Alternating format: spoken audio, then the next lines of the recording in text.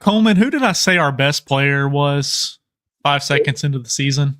If I remember correctly, that would be Oweh or Owehklahoma, as we're calling them now. If I remember correctly, it was as soon as he touched the ball for the first time. You're good Talking at Kentucky that. called this. You're good at Antonio Reeves, Oweh. There's been some others that you've called to in the past. Maybe Casey Wallace was one of them. But you're good. This is why you're the recruiting expert on Talking Kentucky. That's why I've given you that responsibility to hold in your hand. Sometimes it's deceiving though. You gotta see them in action in college. It only takes a split second once they're on the team, but sometimes you can't really tell when they're in high school. Doesn't take long though. You see them playing in the Bahamas, playing against Mega B Max or something like that, and it only takes a second for you to be able to identify the best player. Yeah. But once you're unblinded by those pink jerseys, then you can tell. Yeah, the bubblegum Looney Tunes jerseys there. But you know, watch that game with Ian Murtis. Oh yeah, he said it's a good time. What kind of team is Mega B Max? Yeah, he was into it though. He was a Kentucky fan that day. Well, most people I come in contact with, I turn them in to Kentucky fans in some capacity. But welcome everyone to episode number 123 of Talking Kentucky. My name is Coleman Scott. His name is Caden Holmes. It is Thursday, February the 27th. It's almost March, and I'm here on a beautiful night in Baton Rouge, Louisiana. Caden is in Bowling Green, Kentucky, where the Cats are back on track after beating the Oklahoma Sooners. And Caden, it was kind of the Caden Holmes game last night because we had the Cats taking on not your former school but your former state, Caden. So my former school's rival. You have a little bit extra hate for Oklahoma, I feel like, because as an Oklahoma State former Poke, I feel like you had a little something extra for them last night, Caden. So they hated OU when I was there. Looked like Brandon Garrett. It wasn't like Kentucky and that's a good point. Yeah, he was getting beer cans thrown at him, almost fighting fans and everything. It wasn't like Kentucky Louisville rivalry, just because nothing's like that except maybe Duke, North Carolina. Maybe, not this year. Maybe, probably not, but maybe. But yeah, it was an intense rivalry, so I'm glad to see we beat the Sooners. I saw someone post a picture of a ticket. It was a Kentucky fan. They went to the game, and they said the caption was the only good thing about living in Oklahoma. Yeah, that's fair. So have you been to Norman? Because you're a Stillwater guy. Obviously, you're a Poke, but you haven't been to Norman. Is it? I was just wondering if you had any insight on the home of the Sooners there, if it was as awful as people were saying it is. But I have no clue. Well, give us a little insight into Stillwater, since you lived there for a couple of years. Do you have any Stillwater or just general Oklahoma facts that you might be able to give us? I miss Sprouts, the grocery store. Yep. Get Sprouts your actually like good produce and good vegetables or whatever you need. I really like Sprouts. Don't get anything else there. Don't get like a bottle of ketchup. It's going to cost you $10, but get your meat or your vegetables there. Well, we got Sprouts down here in Louisiana, Caden. So the only Sprouts in Louisiana is actually in Baton Rouge. But it's here, and I haven't been there in a while, but I do need to go. Good produce. You're exactly right. Yep. Affordable, quality, better than Aldi for sure. So what's not? Well, let's see what else is there. There was a place where you get good, pretty decent burgers, and they had ice cream. I can't think of the name off the top of my head. They're pretty close to our house. I just remember, Coleman, it'll be like incredibly hot in the summer, but I guess since it's so flat, like in the winter, it was brutal. The wind chill and everything. Yeah. Hey, it was worse than the Avenue of Champions there on campus. I don't know. Worse than walking back to Roselle. Don't know if I go that far, but wouldn't go that far. Yeah, that's true. Hey, but the Lady Cats are going that far right now, as it is just the start of the third quarter here. The women's basketball team is blowing out Tennessee 57-34 in the third quarter. Caden, it's always good. Doesn't matter the sport. It's always good beating Tennessee. So hopefully the Lady Cats can hang on and get a big victory after dropping one to LSU last game. So. Yeah, it's always good beating Tennessee. It's even better getting to talk trash to their fans. So. Oh yeah, absolutely. I mean, you gotta have the dumpster fire. I mean, we might have to break that out by the end of the show. The old Rocky Top dumpster fire video. I mean, we have to. Are we allowed to do that for a women's game? Can we trash talk women to that level? Oh, of course. Okay, because it's Tennessee, so I feel like it would be okay. David Holmes says, I think they need to make the Wildcat guys play the girls. Yeah, I mean, you want to talk about offensive efficiency, Caden. I mean, Georgia Amore. I mean, I don't know if you've watched her play much, but she's pretty incredible, Caden. I mean, I would go as so far as to say she is the best point guard in college basketball right now. I think she's it doesn't matter men or women. I think she's the best. Oh, you'd go that far? Right now. I'd go that far. You'd put her up against Butler in a 1v1. I would. Yeah, maybe not necessarily a 1v1 because I don't know. He plays some pretty good defense. Yeah, he does. So maybe not a 1v1, but I think just overall, you look at the overall package. She's from Australia. She's got the cool accent. I think that makes her better. So yeah, I'm all for Georgia Amore. And hey, I didn't know David Holmes watches Kentucky women's. That's news to me. Sounds like it. David says, I agree, Coleman, in the comments there. So, yeah. But, well, so, Caden, let's talk about the game a little bit last night. We already mentioned him. Oweh, just insane to end the game, right? I mean, he has 21 of the last 23 points in the game. He does score the last 18 points of the game. It's going to go down in history as like one of the sort of landmark breakout games. Not really even a breakout game, but sort of a legacy game for a UK player, Caden. I mean, it was just awesome to watch. I can't get over that last shot. Like he goes they make him go left because they think that's his weakness, and then he comes back over to the right, and he's completely off balance and just throws it up. Yeah, that he didn't have a weakness last night. The level of difficulty on that shot, I think, is 10 times harder than it even looked, and it looked incredibly hard.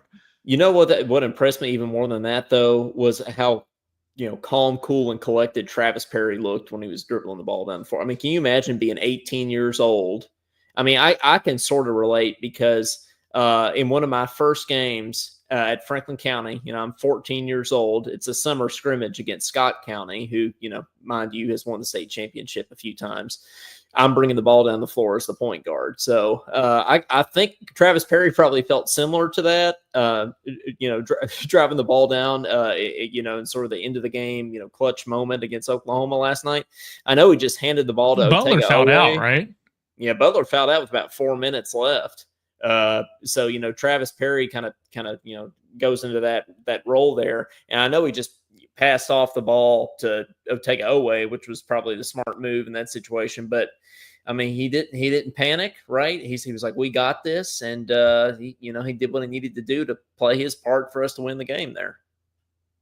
Honestly, these last few games might have prepared Perry for that moment. Because just think about if Butler fouled out and Perry wasn't playing all these minutes the last, 8 or 10 games. So in a way, it might have helped him. In a way. In a way, yeah. I was impressed. I was impressed with Oweh in the interview right afterwards. He just goes off, like you said, scores 21 out of the last 23, and then he's talking trash to the fans and everything. It's awesome. As and then they interview him, and he's like, "Yeah, good shot. I'm happy with it. Happy to win. Thank my team." He was so calm, but right before that, he was talking so much trash. He was literally like the staff had to like pull him away from the Oklahoma crowd because he was just like talking trash to everybody in the arena. And then he's like, "Yeah, it was a good shot. Thank my team." Who would have thought that Oklahoma would be the team we would talk the most trash to? Well, after we played Louisville, Duke, Tennessee. And it's Oklahoma. Well, on that point, I don't even think it was, a lot of trash talk for this team. I think it was a lot of trash talk for any team. I can't remember the last time we've had a game with that much back and forth since we played Arkansas in the SEC championship with Malik Monk and Bam and De'Aaron Fox and all that. Do you remember that game? How like at any given moment you felt like a fist fight was going to break out? Also, the one with, was it Wall and Cousins against Louisville, that there was a technical before the tip? Yeah, Cousins pinned the guy down with his forearm. Yep, I remember that. Are there any other games you can think of like that? Like that, to that extent? Pretty much anytime we play Louisville with Rick Pitino, you could probably put that up there. Oh yeah, for sure. But I mean, I would put those Florida teams, sort of the early Florida teams, when Billy Donovan was there, with Joakim Noah and all that. Do you remember when? Yeah, Noah but we weren't good then. That was the difference. we weren't good, but we still, like, I think there was a lot of trash talk, right? That's true. Remember when Noah? We just couldn't back it up. He tried to take the cheerleaders pom pom. Yeah, you remember that? Yeah, man, that was something else. But we got a lot of people down in the comments, including making an appearance for the first time in a while here, Marsha, with her basketball analysis here that even blocks our face because she's got so much on the screen here. Ortega made the comment in the first half he let the game come to him, and he wasn't going to do that. The second half, he decided to get physical. If this whole team would play physical when they're all healthy, they would be unbeatable. This is how Travis and Noah make that next step that we need so bad and comfortable. They can walk in and fill their part of the veterans as a freshman. If we are the same energy as Ortega or Otega, depending on if you like tacos or not, every game might be a little bit of different style, but they could be unbeatable. Yeah, so Caden, I feel like Ortega, he's almost like a Cal player. He's almost like that old school, like super athletic, and he's just going to be more physical than you. And that's not really the kind of team that we have. But yeah, if some of these other guys could, like Robinson specifically, is a guy I'm thinking of, because I feel like he's more athletic than like anybody on the court, right? You feel like if he would just take it to the basket more, be great. Well, you mentioned Oweh and the aggression. And it being like Cal's teams. I thought that the reason Arkansas beat us is because they had dudes like Thiero that were playing exactly like Oweh played last night. Like when Oweh gets the ball and he wants to get to the paint, there is nothing that will stop him. And they might call offensive foul sometimes, but he will get to the paint. And most of the time, finish or get fouled. Like I knew he was gonna at least get a shot up near the basket on that last play. Least. Doug Schall's wasn't going to call a foul on him or anything. Which, by the way, I posted this on my page last night. But is it a federal law that Doug Schall's officiates every Kentucky game? I feel like he, like every single game, that we're playing, especially if it's on the road, if Doug Schall's is available, he's there. Okay, do you feel like that too? Can we get Trump to make an executive order on this? Yes, yeah, that would be a productive. How do we send that in? Yeah, throw that in the Constitution or something. Yeah, I think that would be nice. Maybe add it, make as like a 47th Amendment or something like that.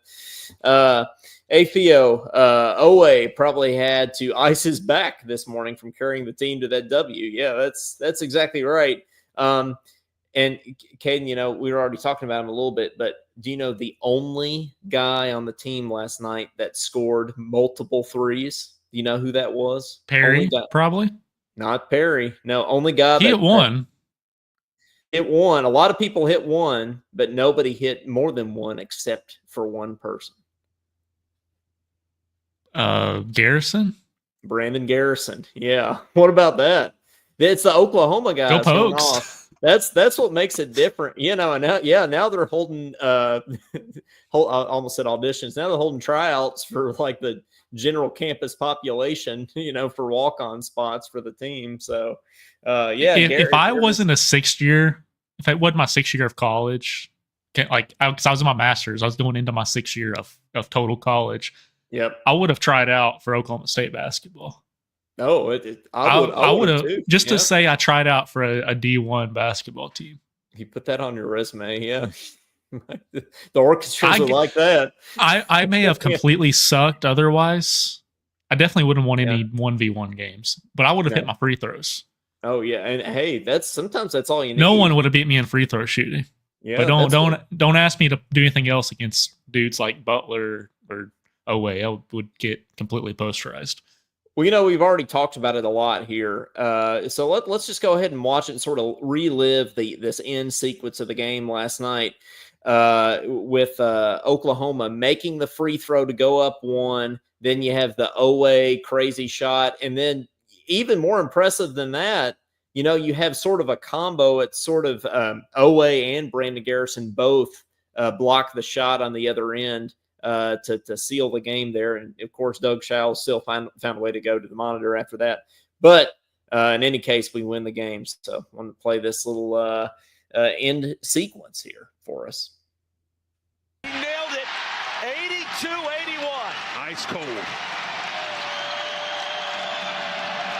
Shot clock is off, and here we go. 10 seconds remaining. Oweh on Miles. Ortega throws it up and in. Kentucky back in front. Fears the other way. Timer down to 3. Fears blocked. Kentucky finds a way on the road.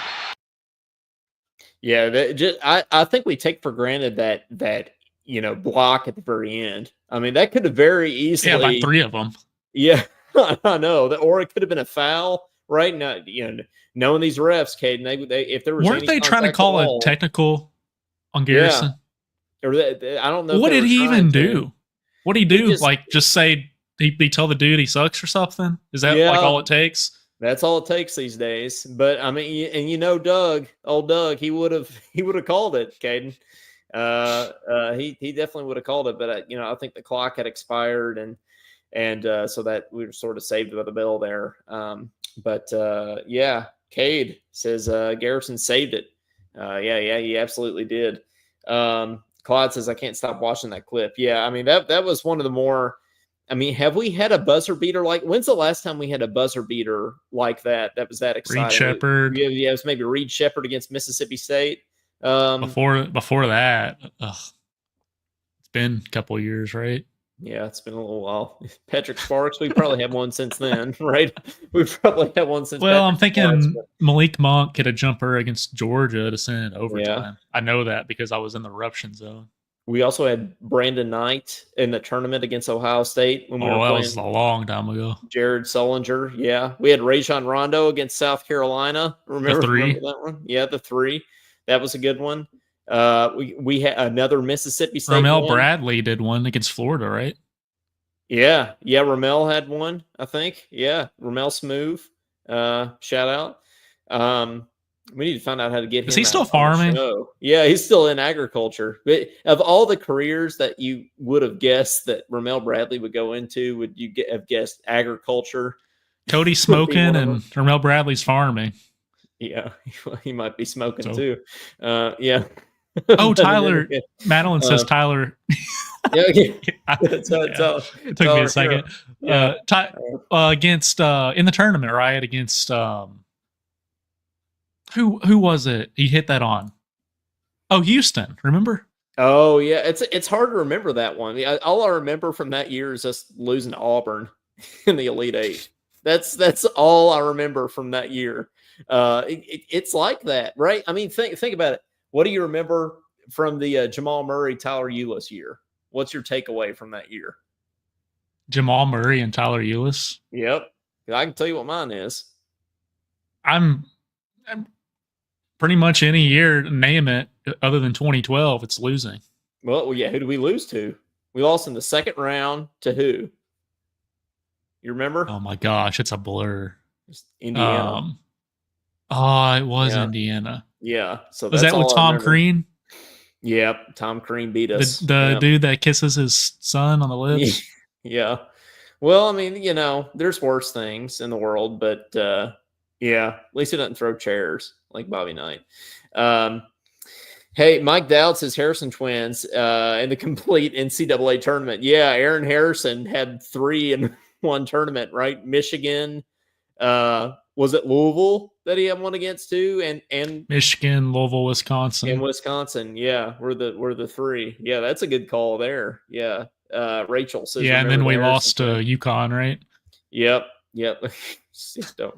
don't remind me. Yeah, UConn. But that was one of the more improbable tournament runs, and speaking of that year, that sort of reminds me of what this year could be. Now, we're not going to be this low of a seed, but if you remember, that was a 7 versus 8 seed, Kentucky and UConn that year in the national championship. So, I mean, I could see us making that kind of sort of improbable run this year too. So who knows? Aren't we pretty much locked as a 4 or 5 seed? I would say as long as the wheels don't fall off. I would say we could play up to a 3, and possibly if we were to win out, which is unlikely, but I think if we were to win out, we would be a 2 seed. I don't think we can get a 1 seed at this point, obviously, but I do think we could play up to a 3 and possibly even a 2 at this point. And there is still a world that you get a double bye in the SEC tournament. You probably just get a single bye, but there is there is a world if you beat Auburn, especially, and a couple other things happen with Tennessee losing a couple more times that you could. We can beat Auburn if we have Butler and Robinson on Saturday, which we will. Right? We can beat Auburn. It's going to be close though. Well, listen, I predicted it last week. I predicted it before then, and I'm still predicting it this week that I think we are going to beat Auburn. I don't think we also crazy. Called the Texas loss. Yep. I mean, I don't think it's crazy that that we're going to beat Auburn. So, and Bruce Pearl agrees. With the exception of Kentucky, I've said that there's not a team on our schedule we can't beat. I bet he was drooling whenever this job was open. Yeah, Bruce said it best. Yeah, and I know. And then Mitch and Eli said you can't offer it to Bruce, so we didn't do that. But that's right. Caden, I was thinking last night about Oklahoma. We've never played at Oklahoma. We've played Oklahoma in basketball. In fact, the last time that we played them was in Maui. In the Maui Invitational, and I believe with we Tubby? won that game. No, I think it was Cal still in those. We didn't go to Maui with Cal. We went at least once or twice with Cal. We didn't go. Are you sure? Yeah, I'm positive. Yeah, we went to Maui with Cal. I'd be curious to what year that was. Yeah, I don't know what year it was. It was early for sure, but it was. I can almost guarantee. I thought he hated that tournament. Well, he does, but he didn't get to call the shots on that until a few years into his tenure. But early on in the Cal years, yeah. Because somebody in the comments can correct me if I'm wrong, but I'm pretty sure we went to Maui at least once with Cal and played Oklahoma. Clyde knows the answer to this. Yeah, Clyde, Corey Price. Probably knows it too.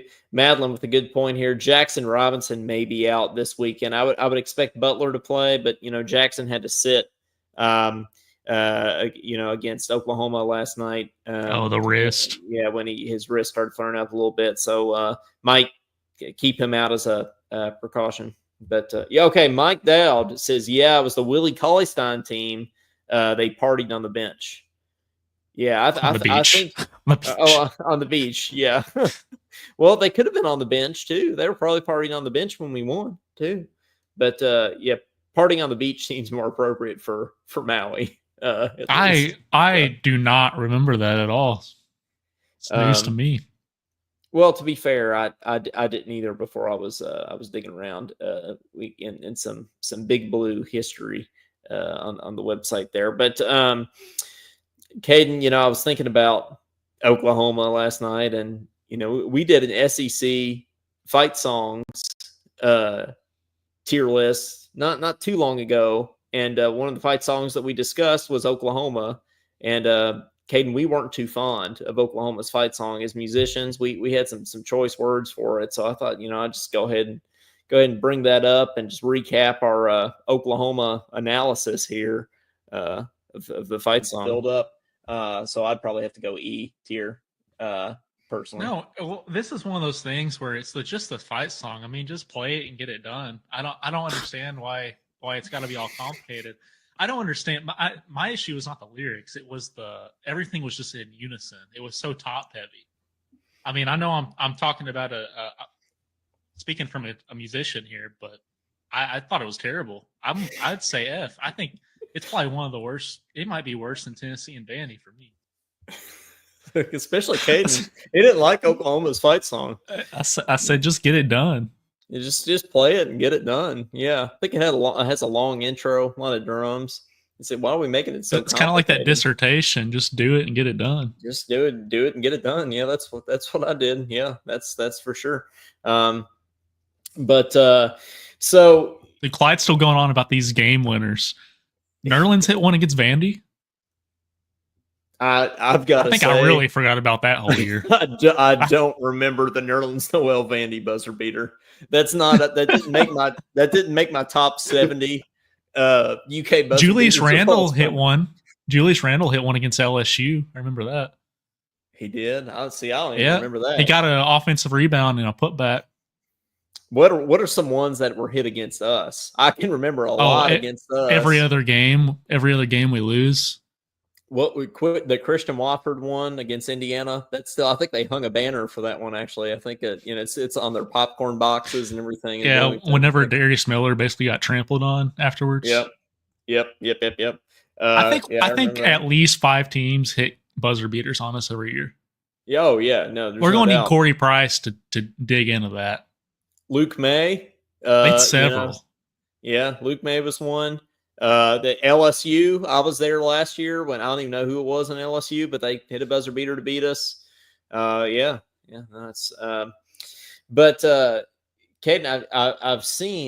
I've actually seen this name floating around in the comments here. We haven't mentioned him yet, but I have a little trivia question for you, Caden. Actually, this is for everybody.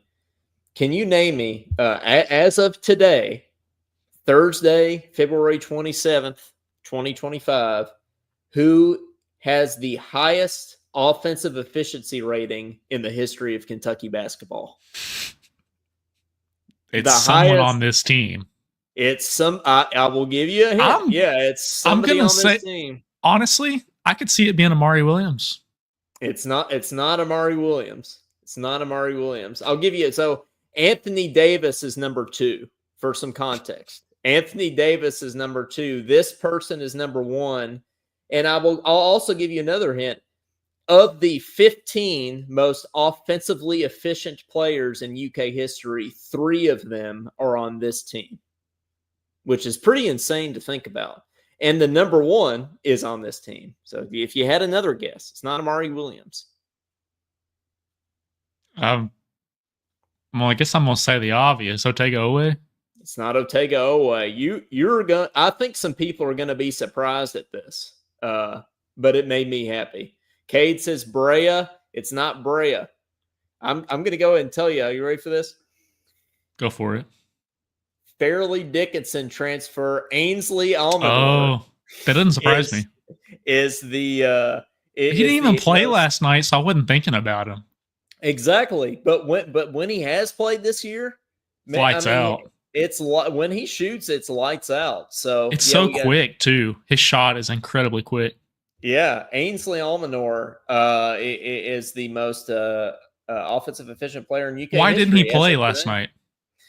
I think he just wasn't playing well. I just wasn't hitting shots last night, right early on. So I think that's why he didn't get as many minutes as some others last night.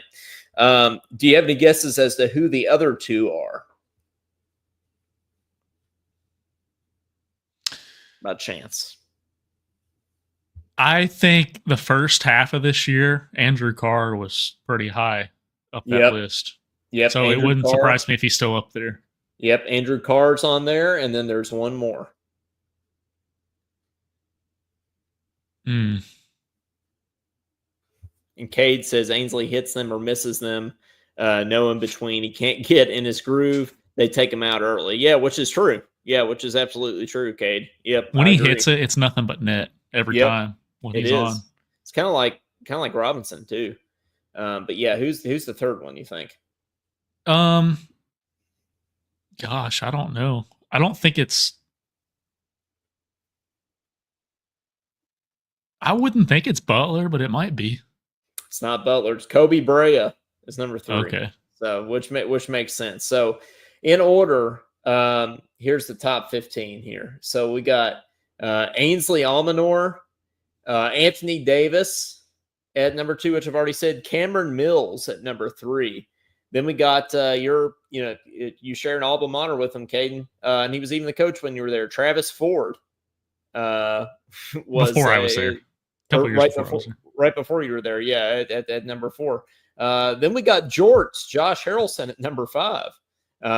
Derek Willis, Patrick Patterson, Derek Anderson, as we said, Andrew Carr, Duron Lamb, Kobe Brea, Reed Shepard, Antonio Reeves, Tyler Eulis, and Aaron Bradshaw.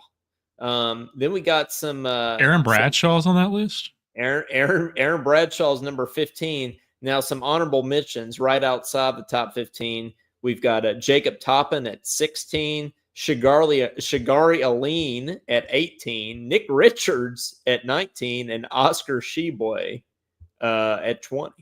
So how about that? Ainsley Almanor. I'd be curious as to hear how they decide this efficiency rating.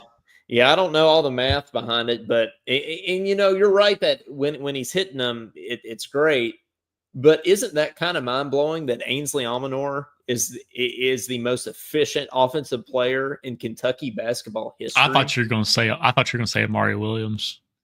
Yeah, I mean, recently he's been great. He has been great, and he's growing on me for sure. I didn't like him early on in the year. I don't know. I just think maybe it just doesn't look pretty when he's playing. The free throws don't look pretty. You just got to close your eyes when he's at the free throw line. But his hook shots and just his physicality posting up, it's pretty good. Josh brings up a good point here. Can you imagine how good this team would be if we had Oscar on this team? So, I mean, yes, the rebounding would certainly help. But Caden, do you think we would be as good offensively if we had Oscar on the team? It would have to be like a one big man lineup kind of thing, I think, and he'd just have to sit down there. Which I'm shocked. Yeah, I'm shocked Reed Shepard wasn't number 1 on that list. Now that I think about it. Yeah, that guy always made the right decision offensively. Mm-hmm. He did, but I mean, and that list could change. Even Emmanuel Quickly. I thought Emmanuel Quickly was solid too with the ball when he was here. Yeah. Tyler Eulis the goat though. So. Oh yeah, of course. It's no shock that he. I think the most shocking one on that list though for me is probably Aaron Bradshaw. Yeah, same. Yeah, that doesn't really make it. Now, granted, he is 15th of 15 on the list, but the fact that did he just dunk the ball a lot? Is that how he got up there? I guess so. I don't remember. I didn't think he was a good 3-point shooter. I mean, that would make sense if that were the case. Did he take a bunch of those long twos?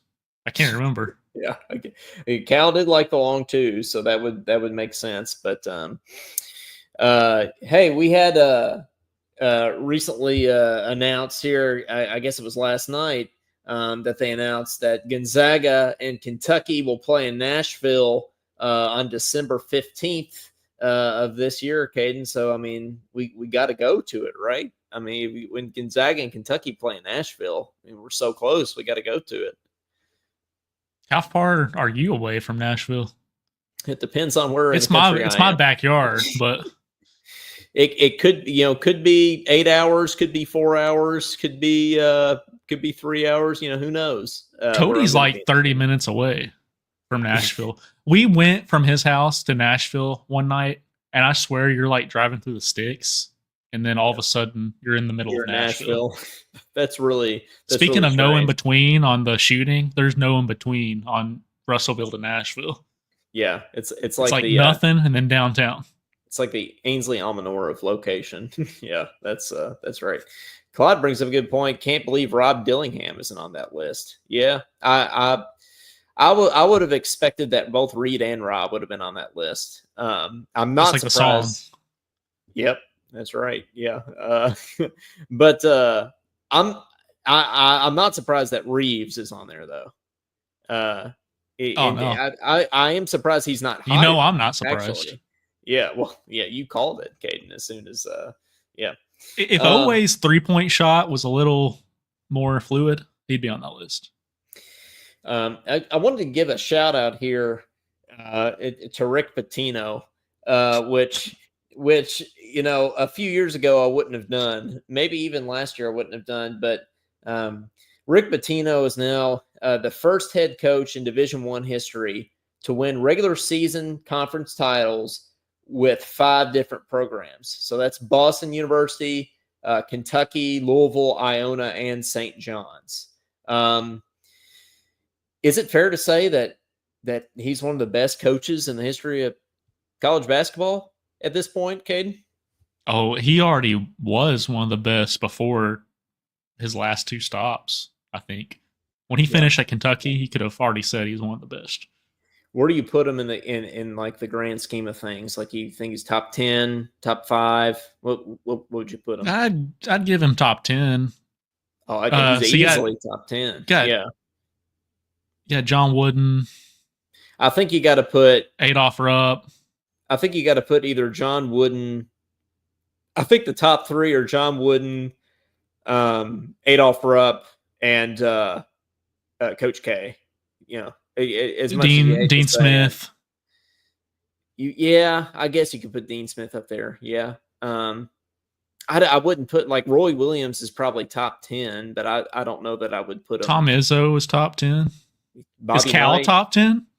No. So what do you have to do to be top 10? Win multiple different teams or multiple titles? Multiple titles. At least. Just more than one. Preferably multiple teams. But if you win multiple titles with multiple teams, then, like, you're for sure top 10. But I think multiple titles goes a longer way than just getting to, like, multiple Final Fours with multiple teams. I'll put Pitino top 5. I'll give him 5th. Sure. I think he's easily top 10 and probably in the top 5. I don't know if I'd put him top 3 at this point. Mike Dowd says I would take Pitino over anyone. Yeah, I would too. And, we sort of, my grandma always used to say, oh, I bet Pitino's peeling the paint off in the locker room. And my grandma loved Rick Pitino. He was at Kentucky, of course. But we sort of, in this new Vice documentary that they're doing, that St. John's is a part of, we sort of got to look behind the scenes at Rick Pitino in the locker room, and even at the ripe old age of 71, got some fire in him. He's still got it. So, if you haven't seen this clip, I wanted to play this clip of Pitino here. Ball player, dig in. Every time you miss a shot, your game deflates. We don't care about your missed shots. Play defense. You guys keep blowing opportunity upon opportunity upon opportunity. You're like children with bad things happening. Instead of digging in and be tougher, you wilt. Where is your toughness? Where have you guys been raised that you're so weak mentally that you just give up when something doesn't go right for you? Don't you know what adversity is all about? That's the game of life, not the game of basketball. You don't get down when things go wrong. You dig in and get tougher. Your whole life's going to be adversity. Learn how to deal with it. Pitino, Red Storm Rising, Tuesdays at 10. I need to put that last quote like on a coffee mug or something. Your whole life's going to be tough. Learn how to F and deal with it. Yeah, I mean, that's motivation if I ever heard it, Caden. But I mean, you don't see that kind of coaching anymore. Like in the days of NIL and the transfer portal, where you can you have an easy exit. I don't think a lot of coaches talk like that anymore. And granted, Dan Hurley's one of them too, but I think Dan Hurley's kind of off the deep end a little bit. I think he's a little too crazy. But Pitino's still coaching like he did in the 90s and before. It's great. So are you for it, Caden? Yeah, sure. What do you think Pope's like when he actually gets on to him? Because he's got some of those moments where he's probably digging into him a little bit. We saw last night that we caught a little no word from Mark Pope on Did he camera. actually say it? Yeah, it that's like what I'm wondering. I don't know what else that could have been. Some people said he's pushing. It may have been what he was saying. I don't think so. I'm gonna go with he said the old BS there is what it looked like. We could break it down and analyze it, but I think he said it. And Caden, does that make you feel better? Let's assume he did say that. Does that make you feel better or worse about him as a coach? To me, it makes me feel a little bit better that like he's not like all nice guy all the time, like that he's got some human in him too. Yeah, I'm not for cussing players out or anything, but it's nice to see your coach have some fire in him. Yeah. Absolutely. I don't think that's the only way you can get that out of him, but it showed me he can get into him a little bit. Yeah, I'm for it. The chair at Ole Miss throwing it and getting his bleeding, his hands bleeding, his bloody hand. Yeah. I like that. I like that more than the BS comment. Okay, the bloody all hand. Right. Oh, when there's blood involved, it's serious. A Theo calls it out here. I don't know if it affected y'all, but I was sick of having to watch the Vandy versus Mississippi State. It was actually Texas A&M. Another Maroon team, Vandy and Texas A&M. The last 120 was like 29 real-time minutes, 75 free throws shot in that game. Yeah, the last 3 minutes. This is a fact. Okay, this is scientifically proven. Caden here that the last 3 minutes of that game took 45 minutes. So by the time it got to the Kentucky game, there were 6 minutes and 44 seconds left. In the first half. Okay, I mean, and it was from going to the monitor. I feel like every time somebody may have hurt somebody's feelings, we can't go to the monitor. We got to stop. Yeah, and they can just request that now, right? Within if there's 2 or 3 minutes left in the game. Yeah, I think if it's within 2 minutes, you can review pretty much anything. I think they should give them a limit, like just this many monitor reviews throughout the entire game for each team. 3, maybe. It could be like football where you get one challenge and that's it. And if you don't get it, it costs you a timeout. I think if you do that, that's a good rule. It's going to speed up the game quite a bit. And you're only going to do it if you actually, because now they do it I feel like they do it now just so they can talk to their team for a minute. Yeah. So if you implement that, they actually have something to lose. Yeah. Now it's just like, it's pretty much like you have infinite timeouts, right? Because you can just ask them to review pretty much anything, or they'll review it anyway, even if you don't ask them to review it. So, yeah, it takes way too long, in my opinion. I could not believe last night in the Kentucky game they were looking at the time afterwards and the technical possibility. I was just thinking, what are we doing? Josh says, what about the non-hook call? The refs were bad last night. I do think Josh especially thinks the refs are bad every game. But to be fair, Josh. But I mean, yeah, I think officiating in general this year, not just in Kentucky games, but at college basketball across the board, I think it's been bad. Don't you? I think it's been worse than usual. Oh, very. Yeah, I just think the whistle is too soft this year. I think we got way too many calls. A Theo just mentioned 75 free throws in a game. That's just way too many. So I think there needs to be calls. You're talking about the last 3 minutes of that game lasting 10 hours. I think there needs to be calls. If someone gets slugged in the face, there needs to be a call. And if there's blood, there needs to be a call. Yeah, Past that, we need to chill out. That's fair. Yeah, if there's blood, yeah, I need to go to the monitor. No blood. Nah. We got to get toughen up. Yeah. Yeah. Toughen up. Learn how to F and deal with it, as Patino would say. Heck, De'Aaron Fox had 15 dudes hanging on him from the other team and didn't get a foul call. So that's very true.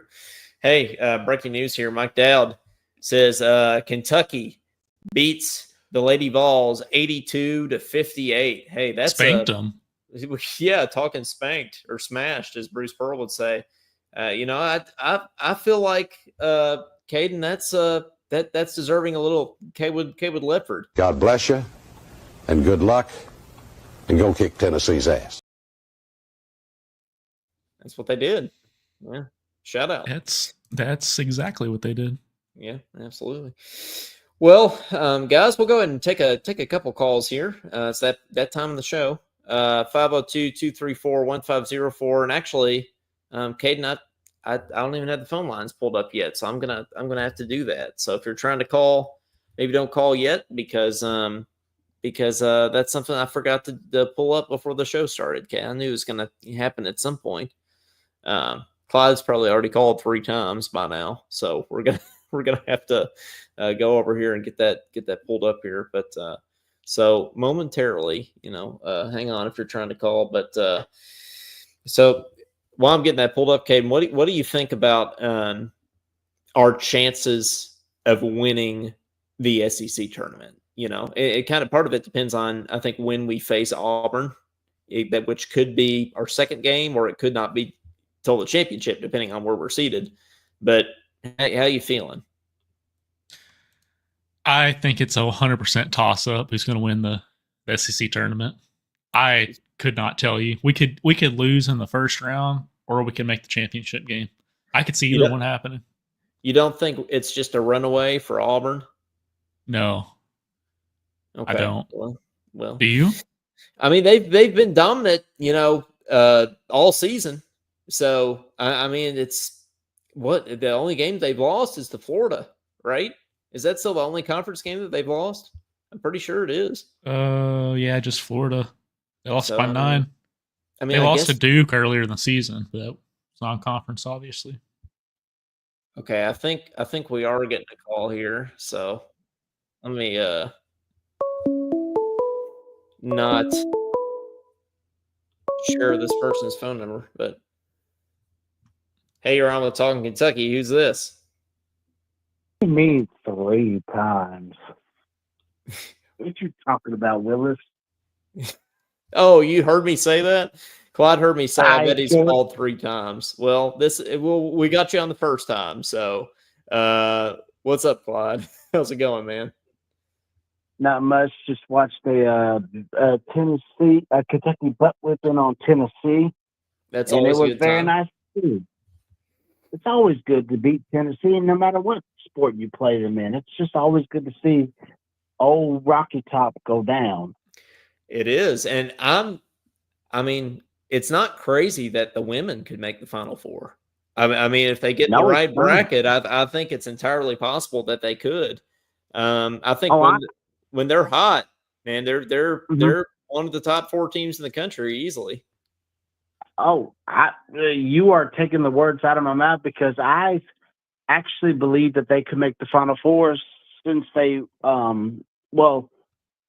I started really believing, I guess, a few weeks ago that they really could, because I just know, Kenny Brooks, he's been, to the Final Four, and, Georgia Amore has been to the Final Four because where they were at Virginia Tech.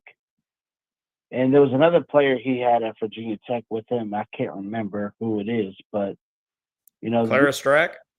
Yes, the blonde chick, yes. Is that right? Yep. Yes. Number 13, yes.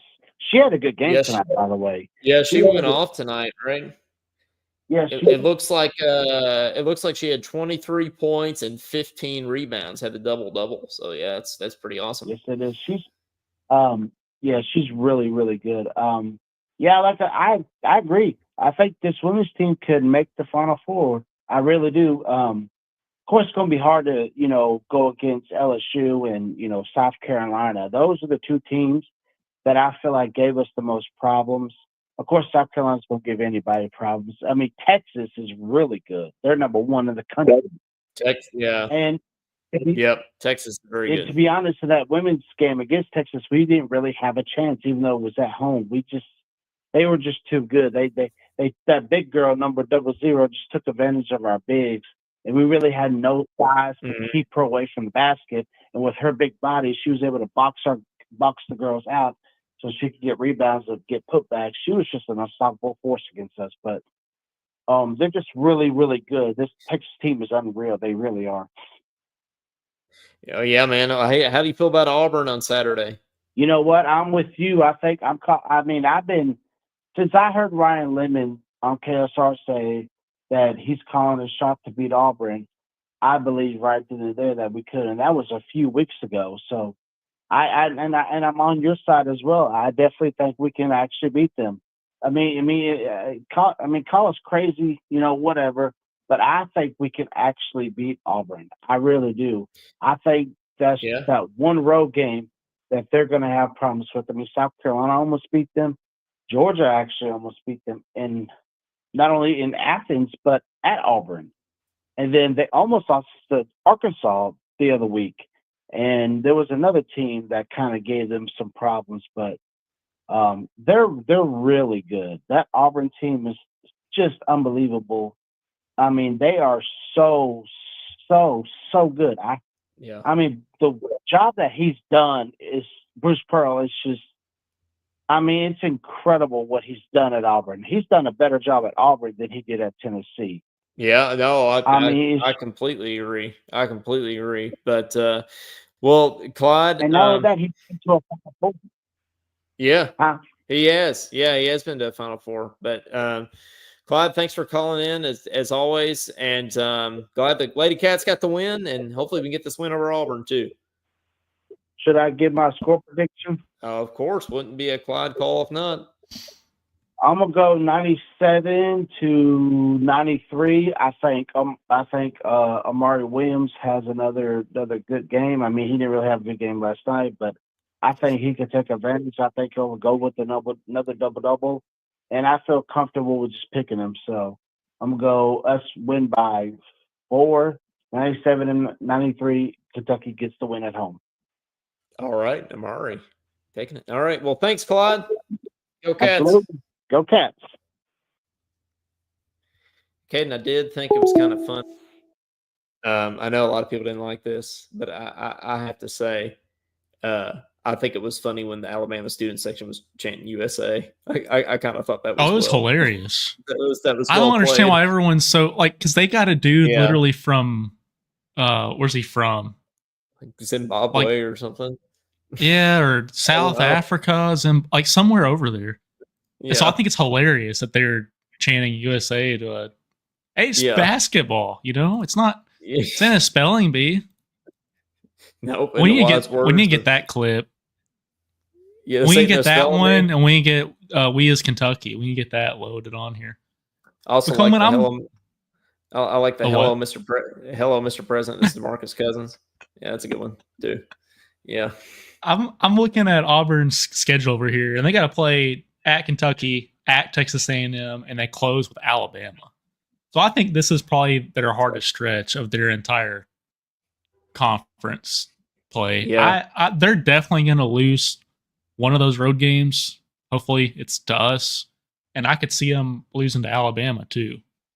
Yeah, Bruce is going to be sweating for sure here at the end of the season. There's no doubt about it. So they'll lose one or two of their last 3 games. I'm calling it. Yeah, they will. I could see it. I can absolutely see it. But well, guys, anybody else? Nigeria, Clyde says. Oh, okay, gotcha. All right, we were close. Yeah.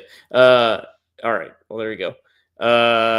Anybody else wants to call in? 502-234-1504. Give us a shout. Clyde gave his prediction of an Amari Williams double-double and a 97-93 win over the Auburn Tigers, which, that's a scenario I could see happening for sure. Didn't Amari get a triple-double this season at one point? He did. One of how many? 2 or 3?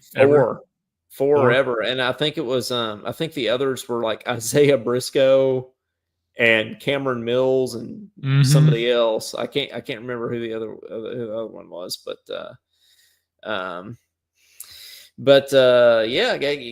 Josh, Madeline, A Theo, somebody give which I need to write A Theo back. Finally got his email. Thanks to Caden forwarding it to me. So I need to write our fan mail back. Should we start a fan mail segment Caden? Like where people write us letters and we read them on the show. I feel like that would be. I don't know how many people would do that. We can read the reviews on the show. Well, We've gotten a few of those. We have gotten a few of those, yeah. Thankfully, none of our exes have reviewed. Or Tennessee fans, yeah. Or Tennessee. Yeah. Yeah. They're one and the same, really.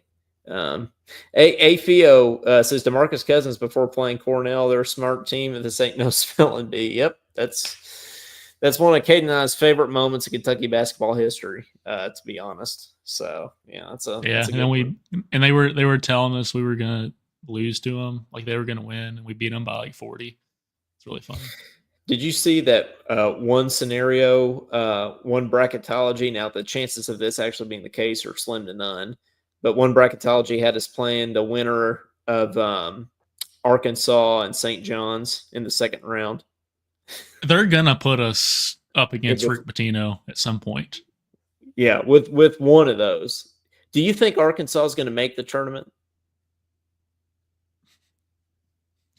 How they've been doing? I mean, they beat Texas the other night. I mean, I think they've played their way in at this point. I think it might be in Dayton. They beat Missouri and Texas.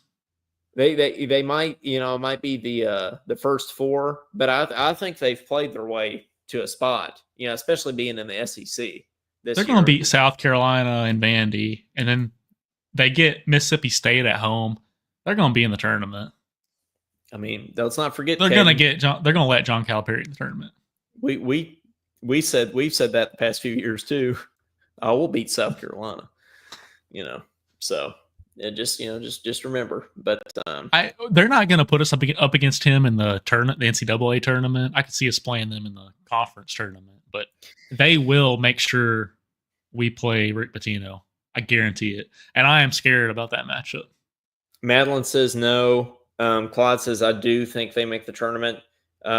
Mike says, Arkansas will be in. They want Calipari in. And Claude says that Mizzou win got them in the tournament, basically. Yeah, I think the Mizzou win and then beating us and Rupp, and as much as I hate to say it, that those two probably got them in, right?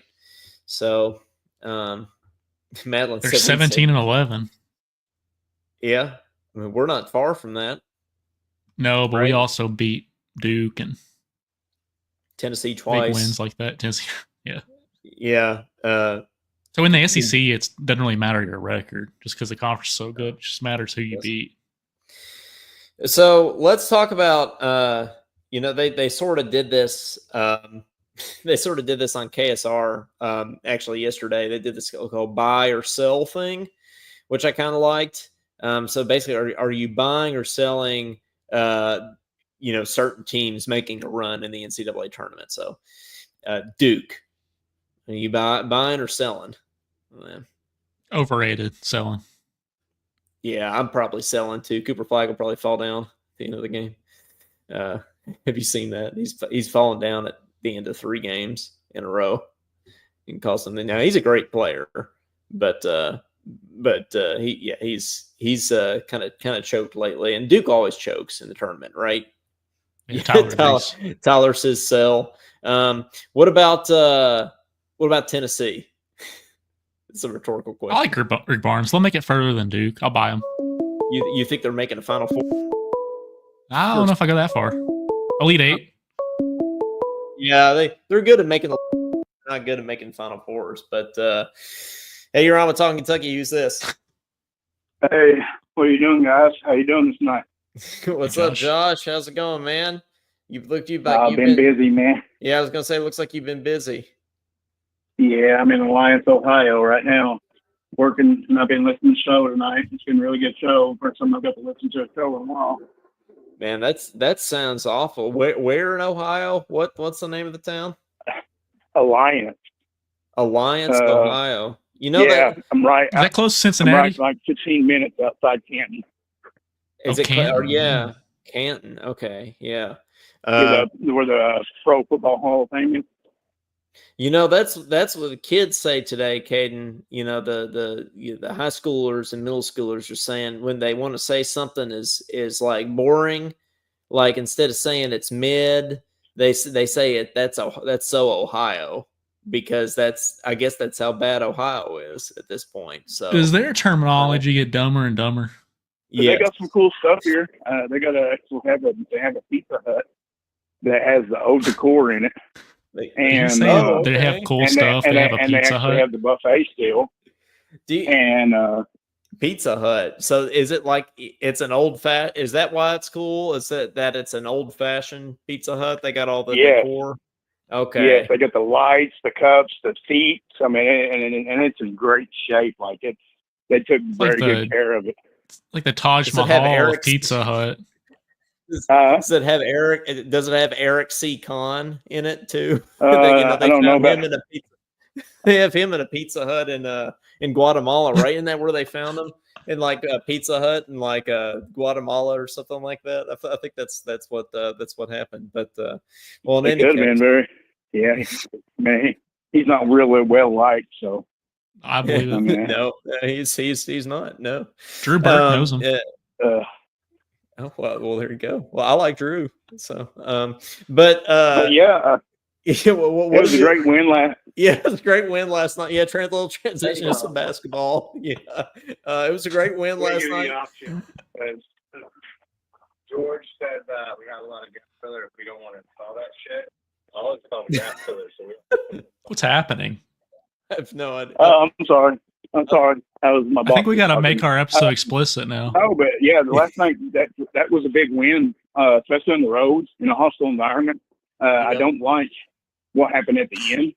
You know, they're talking about what somebody said earlier that Oweh could have got a technical at the end of the game the way he was acting. I don't see how.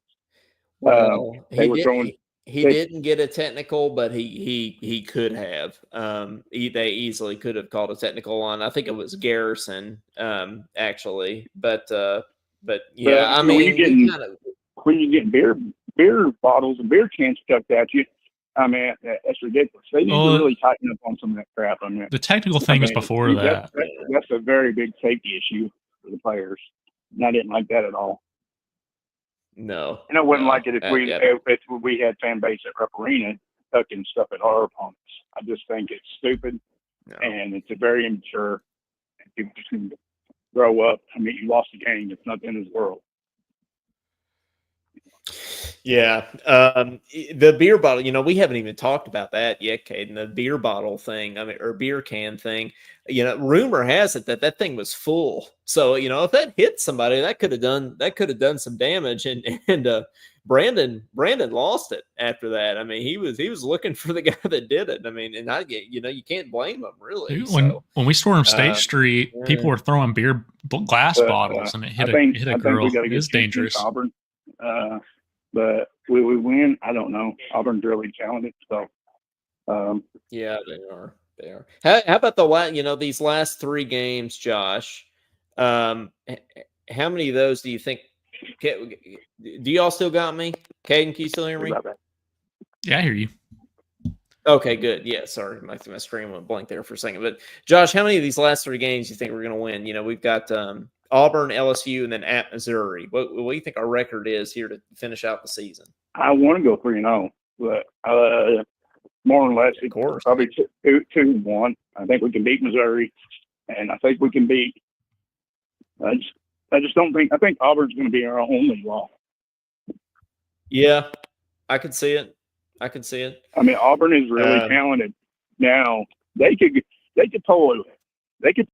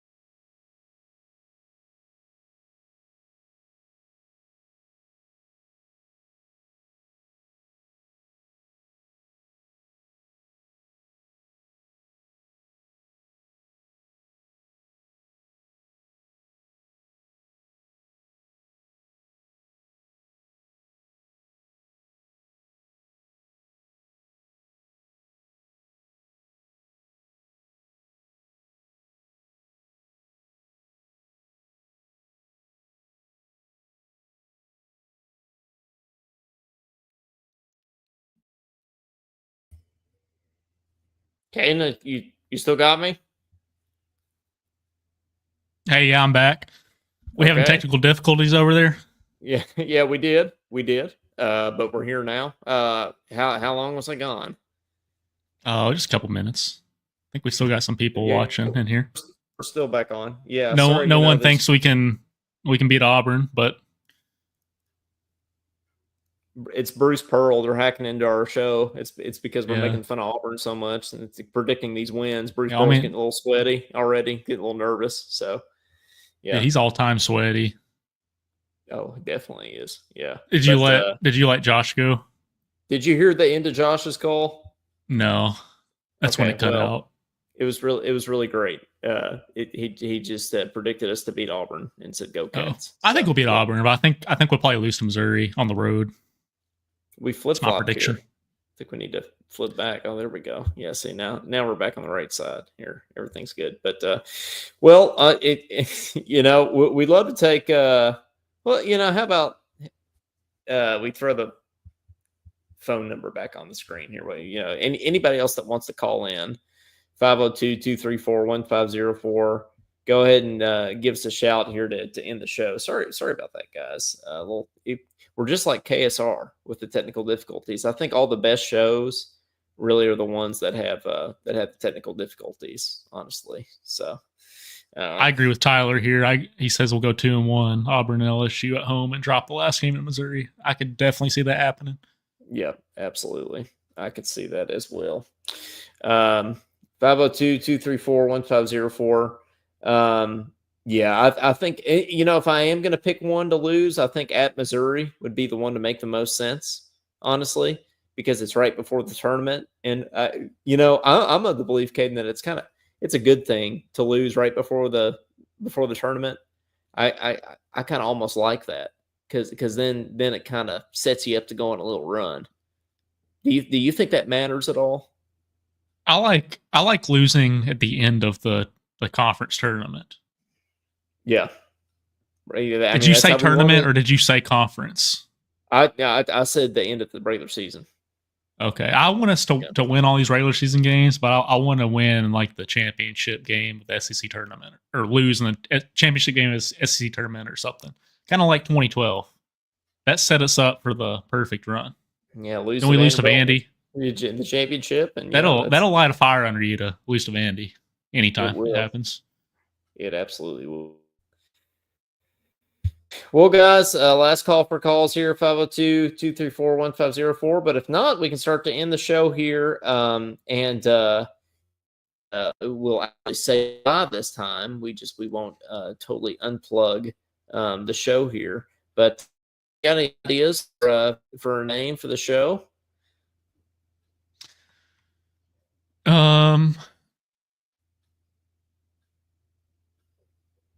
Well, we beat Tennessee tonight. We did, yes. Do we have a Talkin Oweh? Oh, I don't think so. I mean, if we're going to do one, it would be if we're going to do a Talkin Oweh, it'd be now, right? So I think that's fair. Well, guys, thank you very much for listening and tuning in. Thanks for putting up with our technical difficulties there at the end of the show. But it's been a good one. As the Cats, Atheos is talking up and Oweh. Do we need to change it to that, or do you like just Oweh? I think I'm gonna go with Oweh, but okay. All right. I feel like the commentators use the crap out of that one. Yeah, Owehklahoma. Maybe. All the puns with Oweh like during a game is really cringe. It is. Yeah, and I agree with that. Claude says his birthday's March 8th. Happy early birthday, Claude. It's coming up. We need to make a trumpet video for Claude for his birthday. Need to Madeline says away we go. I agree. Put another double G on it. Yeah, that was awesome. Yeah, I liked it. Well, Cats beat Oklahoma. And we'll go ahead and say goodbye to you here. Episode number 123 of Talking Kentucky, Talking Oweh. Thank you folks very much. And go follow us on all the things as always, and rate us, and stars and all the things, and Patreon. You know the drill. But for Coleman Scott, for Caden Holmes, and for Oweh, this has been Talking Being Kentucky. a beast. Being a beast. And we'll see you all next time. Go Cats. Caden called it. Oweh, best player.